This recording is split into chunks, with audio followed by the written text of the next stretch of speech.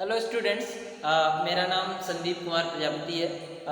मैंने आपको class tenth की साइंस पढ़ाना है। तो सबसे पहले पढ़ने से पहले ये जान जाना है कि हमें कौन कौन से चैप्टर होते हैं यहाँ पे।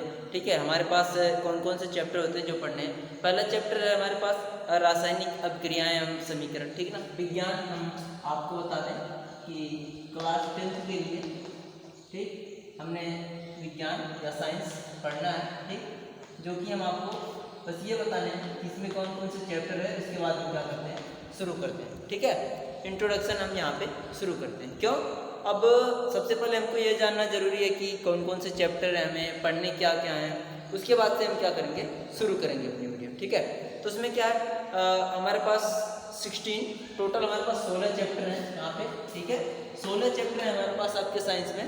उसमें से हम बात करें तो पहला चैप्टर है रासायनिक अभिक्रियाएं एवं समीकरण। तो जो हमारे पास हम कहते हैं कि हमारे यहाँ साइंस की भाषा में जो रिएक्शंस होते हैं, जो अभिक्रियाएं होती हैं, उन सबको क्या करते हैं हम पता करने के लिए ये चैप्टर शुरू करते हैं। जो पहला चैप्टर हमारे पास रासायनिक अभिक्रियाएं एवं समीकरण। उसके बाद है दूसरा चैप्टर अम्ल, क्षार एवं लवण। तीसरा चैप्टर है धातु एवं अधातु। उसके बाद कार्बन एवं उसके यौगिक। फिर तत्वों का आवर्ती वर्गीकरण। फिर जैव प्रक्रम। फिर 7वां चैप्टर नियंत्रण एवं समन्वयन। उसके बाद जीव जनन कैसे करते हैं, रिप्रोडक्शन जिसे बोलते हैं। उसके बाद अनुवांशिकता का जैव विकास का नियम। उसके बाद प्रकाश परावर्तन है। उसके बाद मानव नेत्र।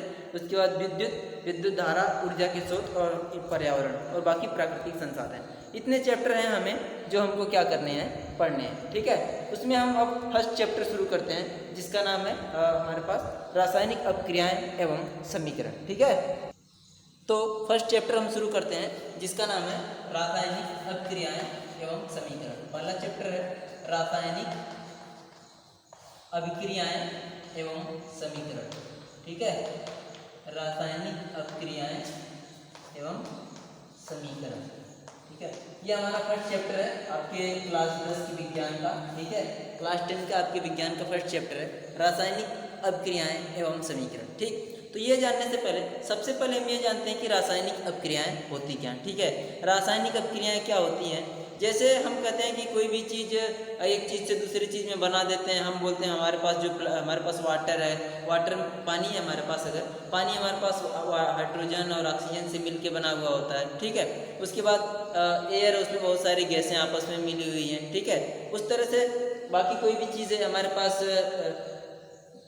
मान लीजिए मार्कर है, मार्कर हम बोलते हैं। चाक है, चाक भी किसी न किसी कंपाउंड से, किसी न किसी केमिकल रिएक्शंस के थ्रू कंपाउंड के साथ मिलके बना होगा, यौगिक के साथ मिलके बना होगा। ठीक, तो इस तरह से हम क्या करते हैं, किसी भी रिएक्शन, किसी भी अभिक्रिया को होती कैसे है, वो किन किन चीज़ों से मिलके बनी हुई होती है, उस तरह से हम क्या करते हैं उसमें देखते हैं। ठीक, तो इतना जानने से पहले सबसे पहले हम शुरू करते हैं रासायनिक अभिक्रियाएं क्या होती हैं। ठीक है, सबसे पहले हम अब शुरू करते हैं रासायनिक अभिक्रियाएं। ठीक, क्या करते हैं शुरू, रासायनिक अभिक्रियाएं। ठीक, रासायनिक अभिक्रियाएं। ठीक, ये क्या होती हैं, उससे पहले हम आपको भौतिक चेंज और भौतिक परिवर्तन और रासायनिक परिवर्तन के बारे में बताएं। ठीक है, उसके पहले हम आपको भौतिक परिवर्तन और रासायनिक परिवर्तन बता देते हैं ताकि हमें आगे की चीज़ें समझने में क्या हो, आसानी हो। भौतिक परिवर्तन और रासायनिक परिवर्तन, भौतिक परिवर्तन और रासायनिक परिवर्तन। ठीक है, रासायनिक परिवर्तन। ठीक, भौतिक परिवर्तन और रासायनिक परिवर्तन। ठीक, परिवर्तन का मतलब किसी एक चीज़ का दूसरे चीज़ में परिवर्तित हो जाना। ठीक ना, कोई और चीज़ पहले, जैसे हम चाक की बात करते हैं, कैल्शियम कार्बोनेट अगर होता है तो उसमें कैल्शियम है, कार्बन है, ऑक्सीजन सारे मिलजुल के आपस में बना, या कार्बोनेट हमारे पास और कैल्शियम क्या है, मिलके हमें बनाया हुआ है एक कंपाउंड, एक यौगिक। ठीक, अच्छा, परिवर्तन का मतलब हमारे पास कोई ये चीज़ है माना, ठीक, और वो कन्वर्ट हो जाए किसमें, बी में। ये कुछ और था, ये किसी तरह से इनके साथ, या फिर हम कुछ मिलाएं, इनके साथ कुछ मिला भी सकते हैं। ठीक, या इनको गर्म कर दें, या इनके साथ कुछ भी और किसी और के साथ इनकी अभिक्रिया करा दें, किसी और के साथ इनको मिला दें, तो ये परिवर्तित हो गए बी में। ठीक, इसी तरह से अब जो ए बी आपस में परिवर्तन होता, या यूँ कह सकते कि ए का परिवर्तन बी में हुआ, वो किस तरीके से हुआ। ठीक, उसे ही हम क्या कहते हैं, आगे जाके अभिक्रिया पढ़ते हैं, परिवर्तन को ही तो हम अभिक्रिया पढ़ते हैं। ठीक, अच्छा, अब क्या है भौतिक परिवर्तन, क्या है कि ऐसा परिवर्तन, मतलब कोई एक चीज़ दूसरे चीज़ में परिवर्तित हो जाए, वो ऐसे परिवर्तित हो कि वो जिस चीज़ से बना है वो चीज़ क्या हो, सेम ही रहे।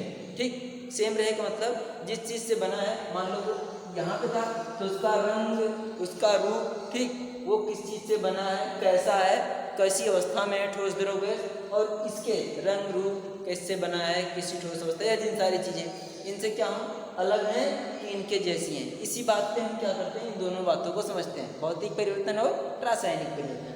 भौतिक परिवर्तन और रासायनिक परिवर्तन क्या, कि अगर जो ए है और बी, जो ए से परिवर्तित होकर बी में गया है, अगर ए जिन चीज़ से मिल के बना है, ठीक है, वही चीज़ से मिल के अगर बी भी, मतलब जो बी कन्वर्ट हुआ वो भी वही चीज़ है, ठीक, तो हमारे पास क्या होता है, भौतिक परिवर्तन। भौतिक परिवर्तन मतलब ऐसा परिवर्तन जिनमें क्या हो, हमें जिन चीज़ों से मिलके वो बना है, जिसे हम संगठन कहते हैं, रासायनिक संगठन कहते हैं, वो परिवर्तित ना हो। रासायनिक संगठन मैंने किन चीज़ से मिलकर बना, अगर हम छोटा सा एग्जाम्पल वाटर का ही लें, ठीक, अगर हम एक छोटा सा एग्जाम्पल वाटर का लें, सबसे पहले भौतिक परिवर्तन हम देख ले रहे हैं। अगर हम जल का लें अगर हम, ठीक, तो जल का आपको पता फार्मूला क्या होता है, H2O होता है, ठीक, जल का फार्मूला H2O होता है। अब यही जल ही हम क्या करते हैं, फ्रीजर में रख देते हैं, या फिर हमारे पास जहाँ बर्फ़ बनती है वहाँ की बात करते हैं, ये कन्वर्ट हो जाता है किसमें, फ्रीजर में। ऐसे हम ठंडा कर दें, जल को ठंडा करते हैं, ठीक है, तो उसको हम जमना प्रोसेस करते हैं ना, जिसे हम इंग्लिश में फ्रीजिंग बोलते हैं। ये हमारा फ्रीज होकर क्या बन गया, बर्फ़, ठीक,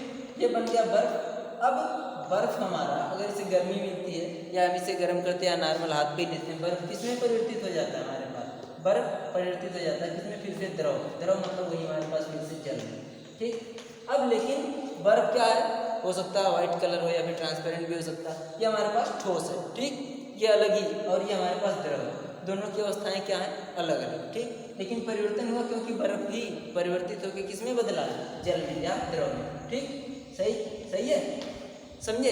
अब बर्फ क्या था, ये वाटर, बर्फ का था, पानी तो था, तो बर्फ का भी फार्मूला H2O ही होगा, और द्रव अगर जब ये जल में परिवर्तित हुआ तब भी ये क्या हुआ, H2O ही हुआ, ठीक। या फिर जल को फिर और हम और फर्दर और ज़्यादा हीट कर दें, गर्म कर दें, ठीक है, सही, बर्फ को भी अगर हम गर्म करें, ठीक, तो ये भी किसमें बदलता है, जलवाष्प में, है ना, जलवाष्प या वाष्प बोल सकते हैं, ठीक है, सही, जलवाष्प या फिर वाष्प में ये क्या होता है, परिवर्तित हो जाता है। और ये भी जलवाष्प में जो भाप होती है, भाप भी क्या होती है, पानी ही होती है, उसका भी फार्मूला H2O ही होता है, ठीक। तो चाहे बर्फ हो, चाहे बर्फ से द्रव में परिवर्तित कर दें, या द्रव से बर्फ में परिवर्तित कर दें, या द्रव को जलवाष्प या फिर वेपर भाप में परिवर्तित कर दें, ठीक है, सही, उसी भाप को हम या फिर ठंडा करके क्या कर दें, ठीक, अथवा और मतलब अथवा होता है वो, ठीक, वो किस में कन्वर्ट हो जाए, जल में। तो हमेशा हम उसका जो रासायनिक संगठन है, मतलब किन चीज़ों से मिलके बना है, तत्व या अणु परमाणु जिनके साथ भी मिलके वो बना हुआ है, वो उसका क्या होता है, एक ही होता है, जिसे हम क्या बोलते हैं, भौतिक परिवर्तन, ठीक। तो यहाँ पे ये क्या हो रहा है, हमारे पास भौतिक परिवर्तन हो रहा है, ठीक है, सही, ओके, चले, ठीक है। अगली बात हम आगे, तो मतलब किसी का भी जिसमें क्या हो, उसके रासायनिक संगठन, ठीक, रासायनिक संगठन की इंग्लिश में बोलते हैं केमिकल कंपोजिशन, ठीक है, रासायनिक संगठन को इंग्लिश में बोलते हैं केमिकल कंपोजिशन। और ये केमिकल कंपोजिशन हमारा क्या होता है कि जो जिन चीज़ों से मिलके बना है, 2 हाइड्रोजन और 1 ऑक्सीजन मिलके हमेशा क्या बनाता है, यहाँ पे 2 हाइड्रोजन 1 ऑक्सीजन मिलके वाटर का या जल का निर्माण किया है। और वही जल हमारा चाहे बर्फ हो, चाहे बर्फ को द्रव में परिवर्तित कर दें या द्रव को जलवाष्प, इन एक दूसरे में ये है परिवर्तन होने वाले हैं, जिसे हम क्या बोलते हैं, रासायनिक, जिसे हम बोलते हैं क्या, भौतिक परिवर्तन, ठीक है, ओके।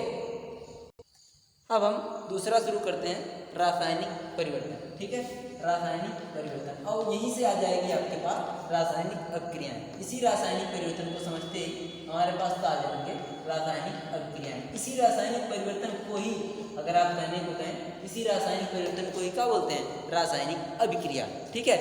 अब ये रासायनिक अभिक्रिया कैसे, जैसे रासायनिक परिवर्तन क्या है कि हमारा परिवर्तन ए से बी हो, मतलब एक से दूसरे में परिवर्तित हो जाए, लेकिन हमारे पास क्या हो, वो किन चीज़ों से मिलके बना है, ठीक, वो किन चीज़ों से मिलके बना है, वो हमारे पास क्या हो, वो उसका रासायनिक संगठन, मतलब जिन चीज़ों से मिलके बना हो, वो भी क्या हो जाए, अलग हो जाए, उनका पहले वाले से कोई लेना देना नहीं। हमने कहा ए बी मिलके सी डी बनाया, ए बी मिलके सी बनाया, तो ये जो सी सी है वो न ए जैसा है न बी जैसा, या यूँ कह रहे ए से सीधे सी में कन्वर्ट होगा, तो ए का सब कुछ है ना, चाहे भौतिक गुण चाहे रासायनिक गुण, ठीक है, वो सब क्या हो सी से पूरी तरह से अलग हों। और हम इसके बाद एक और छोटी चीज़ यहाँ पे बता देते हैं, नोट करके समझना, भौतिक और रासायनिक परिवर्तन, ठीक, भौतिक परिवर्तन और रासायनिक परिवर्तन क्या होता है, ठीक, सही बता देते हैं, या भौतिक और रासायनिक गुण क्या होते हैं। भौतिक गुण वो होते हैं जो हमें क्या है, भौतिक गुण जो हम आसानी से जिसे देख सकते हैं, जिसे किसी प्रकार के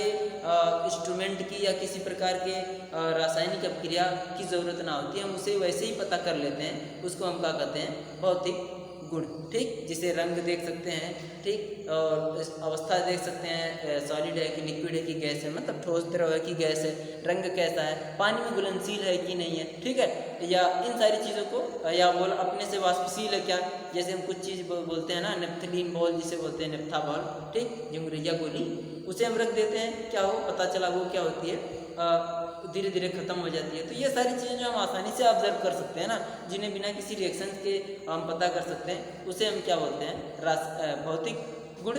और रासायनिक गुण क्या है, वो किसी के साथ जुड़ के, किसी के साथ अभिक्रिया करके वो कैसा उत्पाद बनाता है, या फिर यूँ कह लो वो कैसा अपना गुण या प्रॉपर्टी शो करता है, उसे हम क्या बोलते हैं, रासायनिक परिवर्तन, रासायनिक गुण, ठीक है।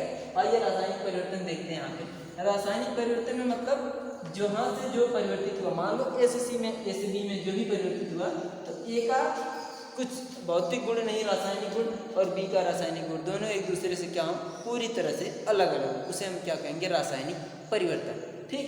जैसे हमने कहा नमक, आपको पता है नमक का फार्मूला NaCl आप जानते हैं, ठीक, तो हम कहें कि Na मिलता है, ठीक है, और Cl2 मिलता है, ये दो Na आपको पता है सॉलिड होता है, ठीक है ना, सही, और Cl2 क्या है हमारे पास, Cl2 क्या है, गैस है, क्लोरीन गैस होता है, ये दोनों मिलकर हमारे पास बनाते हैं NaCl, वो क्रिस्टल, NaCl क्या है, सॉलिड, ठीक।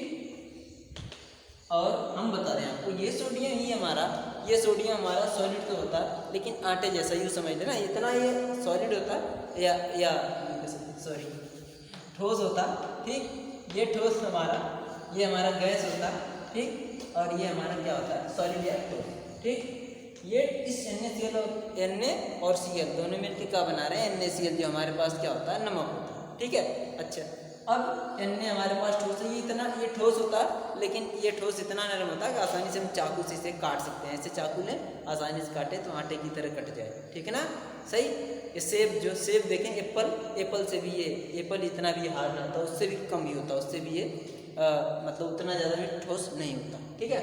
तो ये हमारे पास Na है सोडियम, ये हमारे पास क्लोरीन है गैस, ये मिलकर हमारे पास बना दिया NaCl ठोस। इतना Cl ठोस है, आपको पता है नमक का, अगर कभी आप बिना मिसे वाला नमक देखेंगे तो आपको समझ में आएगा कि वो सॉलिड एक अलग है, ये आटे जैसा होता है। अगर सूखा आटा थोड़ा सा हो गया मान लीजिए, ठीक है, थोड़ा आटा थोड़ा मजबूत है, नरम ना है उतना, ठीक, सही, कठोर है, थोड़ा सा आटा अगर बनाया हमने, आटे को मतलब अगर बनाया रोटी बनाने के लिए, ठीक, तो उसके जैसा ये होता है। अब NaCl बना तो ना वो ठोस है पूरी, इसके जैसा ठोस है न इसके जैसा गैस है, ना वो सोडियम के जैसा है, न क्लोरीन के जैसा, ये सोडियम क्लोराइड इसका नाम होता है NaCl। ये एक अलग ही इसका अलग ही सारी प्रॉपर्टी होती है, ठीक है, और अलग केमिकल कंपोजिशन, Na अलग Cl अलग, यहाँ से क्या होता है NaCl बन जाता है। इसे हम क्या कहेंगे, रासायनिक परिवर्तन। क्यों? क्योंकि इनमें सारी बातों में क्या है, फर्क है। ये ठोस थे गैस दोनों मिलकर एक ही चीज़ बनाए, वो भी ठोस, फिर नए Na के जैसे हैं, नए Cl के, मतलब न सोडियम के जैसे हैं न क्लोरीन के जैसे हैं। ये सोडियम क्लोराइड एक अलग अपने जैसा, खुद के जैसा, ठीक, ये हमारे पास क्या हुआ, रासायनिक परिवर्तन, ठीक है, सही, ओके। आगे देखा जाए अब रासायनिक अपक्रियाएं किसे कहते हैं, ठीक, तो यही रासायनिक परिवर्तन ही, ठीक, ये रासायनिक परिवर्तन ही जो हम देखते हैं, जो हमें मिलता है रासायनिक परिवर्तन, जिनमें हमारे पास क्या होते हैं कि जो, अच्छा एक बात और, अभिकारक और उत्पाद, ठीक, अभिकारक, ठीक है, रिएक्टेंट बोलते हैं, अभिकारक और उत्पाद। कोई भी रासायनिक अपक्रिया ऐसे लिखी जाती है, यहाँ पे कुछ कंडीशन लिखी होती है, तापमान या दाब या किसी और क्या, कोई और क्या हो, उत्प्रेरक, ये सारी चीज़ें। तो अभिकारक हमारे पास मिलकर उत्पाद जो बनाता है, तो किसी भी रासायनिक कोई भी अभिक्रिया ऐसा या कोई भी ऐसा परिवर्तन, कोई भी ऐसा चेंज जो हमें मिले और वो कोई भी ऐसा रासायनिक परिवर्तन, ठीक है, उसे हम जो लिखते हैं या जो रासायनिक परिवर्तन वो होता है उसे ही हम क्या बोलते हैं, रासायनिक अभिक्रिया, ठीक है। और रासायनिक अभिक्रियाओं के बाद इस चैप्टर का जो नाम था एवं समीकरण, तो समीकरण क्या है, उसी रासायनिक अभिक्रिया को एक सिंबॉलिक या एक यूँ कह सकते हैं कि चिन्ह के साथ जो दर्शाते हैं, क्योंकि हमें कार्बन है तो हम सी लिख देते हैं, सोडियम है तो एन लिख देते हैं, हाइड्रोजन है तो एच लिख देते हैं, ऑक्सीजन है तो ओ लिख देते हैं, ठीक। तो ये सब जो सिंबॉलिक रिप्रेजेंटेशन है इनका, ठीक है, ये जो हम लोग किसी स्पेशल अक्षर से या शब्द से डिनोट करते हैं या लिखते हैं, वही हमारे पास उन्हीं का एक रिप्रेजेंटेशन, उन्हीं को एक तरीका शॉर्टकट लिखने का ही हमारा क्या कहलाता है, रासायनिक समीकरण, ठीक है। तो किसी भी अभिक्रिया को हम शॉर्टकट शब्दों का इस्तेमाल करके कि हमारे पास ये चीज़ मिल के तीसरी चीज़ चौथी चीज़ बनाई है, वही हमारे पास क्या होता है, रासायनिक समीकरण, ठीक है, सही। तो अब रासायनिक समीकरण की बात करें तो एक रासायनिक अभिक्रिया है, ठीक है। तो जैसे हमने कहा, अगर मैग्नीशियम हमारे पास है, ऐसे लिखे अगर, ठीक, अगर मैग्नीशियम है, ठीक, मैग्नीशियम हमारा ऑक्सीजन के साथ, मैग्नीशियम हमारा ऑक्सीजन के साथ अभिक्रिया करता है, या ऑक्सीजन की प्रेजेंस में हम क्या करते हैं, जलाते हैं इसे, यहाँ पे बनता है मैग्नीशियम ऑक्साइड, ठीक, बनता है हमारे पास मैग्नीशियम ऑक्साइड, ठीक, मैग्नीशियम ऑक्साइड बनता है, ठीक। अब ये हमारा एक रासायनिक अभिक्रिया, रासायनिक परिवर्तन है, और इसी रासायनिक परिवर्तन को हम रासायनिक अभिक्रिया कहेंगे। वो क्या है हमारे पास, मैग्नीशियम, अगर हमने ऑक्सीजन के साथ रिएक्शन किया तो मैग्नीशियम ऑक्साइड बनाया। अब इसी को सिर्फ लिख जाए, इसी को लिख दिया जाए एक तरीके से, तो ठीक, उसे ही हम क्या कहेंगे कि ये हमारे पास रासायनिक समीकरण, ठीक। ये हमारे पास ये अभी के वक्त ये रासायनिक अभिक्रिया लिखी गई है या रासायनिक परिवर्तन लिखा गया, ठीक है। वो कैसे, देखें, मैग्नीशियम का सिंबल आपको पता होता है Mg होता है, ठीक है, आप धीरे धीरे सब जान जाएंगे, ठीक, 9th में आपने देखा ही होगा। ऑक्सीजन का होता है O2, ठीक है, मिलके बनाता है MgO, और ये कैसे बनाता है, ये भी अपने 12th में देखा, दो मैग्नीशियम एक O2 के साथ रिएक्शन करके O के साथ क्या बना लेगा, MgO, ठीक है, सही। कभी कभी आपको इसके बाद इतना भी नहीं लिखा होता, सिर्फ MgO2 MgO लिखा होता, लेकिन अब उससे हम संतुलित रिएक्शन करेंगे, किसी में हो सकता आएगा संतुलित करना होता तो हम 2Mg के साथ O2 लिख के 2MgO लिखते हैं। ये मैग्नीशियम है, ये ऑक्सीजन, ये सॉलिड है, ये हमारे पास गैस से मिलकर एक सॉलिड कंपाउंड मैग्नीशियम ऑक्साइड बनाता है, या दूसरा कंपाउंड ये क्या बनाता है।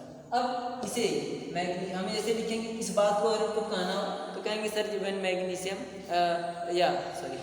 जब मैग्नीशियम ऑक्सीजन के साथ अभिक्रिया करता है, ठीक है, तो मैग्नीशियम ऑक्साइड बनाता है, जो हमारे पास, हाँ, ये हमारी बातें कहने को, लेकिन लिखना है तो हमने सीधे लिखा MgO2 लिख के MgO लिख दिया। तो यही रिप्रेजेंटेशन, यही दिखाने का तरीका ही हमारा क्या कहलाता है, रासायनिक समीकरण। तो ऊपर वाली बात जो हमने बोला कि मैग्नीशियम ऑक्सीजन के साथ अभिक्रिया करके मैग्नीशियम ऑक्साइड का निर्माण करता है, या ये कह सकते हैं मैग्नीशियम को ऑक्सीजन की प्रेजेंस में अगर गर्म किया जाता है तो हमारे पास मैग्नीशियम ऑक्साइड बनता है। इतनी बात को सिर्फ यही दिखाने में ही हमारे पास क्या हुआ, उस बात की पूरी बात हमें सारी डिटेल पता हो गई। इसे ही हम क्या कहेंगे, यही हमारे पास क्या है, रासायनिक समीकरण, ठीक, यही हमारे पास क्या है, रासायनिक समीकरण, ठीक है, सही बात समझ आई ना, ठीक।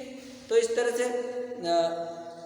अब आगे हम बताएंगे, अच्छा, इन रासायनिक अभिक्रिया को ये जो हमारे पास उसके चिन्ह से लिखा जाता है, जिन्होंने किसी भी चीज़ से उसके संक्षिप्त शब्दों का इस्तेमाल करके लिखा था कि मैग्नीशियम लिखने से अच्छा Mgm इसका सिंबल, इसका जो प्रतीक है उसका इस्तेमाल कर लें, तो हमको पता चलता है कि इस तरह से हमको एक ही लाइन में सारी बात, जो 4 लाइन जो बात हम लिखेंगे उसकी बात में सिर्फ एक ही लाइन में वो सारी बात हो गई, ठीक है। अब अगले क्लास में आपको ये पढ़ाया जाएगा कि रासायनिक समीकरण लिखते कैसे हैं और रासायनिक समीकरण को संतुलित कैसे करते हैं और संतुलित क्यों करते हैं, उसका महत्व क्या है, ठीक है। अभी तक के लिए हमने एक बात देखा कि जो पहला चैप्टर आपके विज्ञान का है क्लास 10th का, ठीक है, जो जिसका नाम था रासायनिक अभिक्रियाएं एवं समीकरण, उसमें हमने क्या देखा कि कोई रासायनिक अपक्रिया किसे कहते हैं, भौतिक परिवर्तन, रासायनिक परिवर्तन जाना आपने, भौतिक गुण, रासायनिक गुण भी जाना आपने, ठीक। और उसे हम क्या बोलते हैं, रासायनिक अपक्रिया किसे कहते हैं, भौतिक अपक्रिया मतलब रासायनिक अपक्रिया क्या होती हैं और इसे हम लिखते कैसे हैं, इन सारी चीज़ों को हमने आज देखा। अगली क्लास में हम जस्ट इससे आगे की बात बताएंगे, ठीक है। तब तक के लिए आप पढ़ें, इसके लिए रिवाइज करें, अगली क्लास आपको कल उपलब्ध हो जाएगी, ठीक है। Okay, thank you.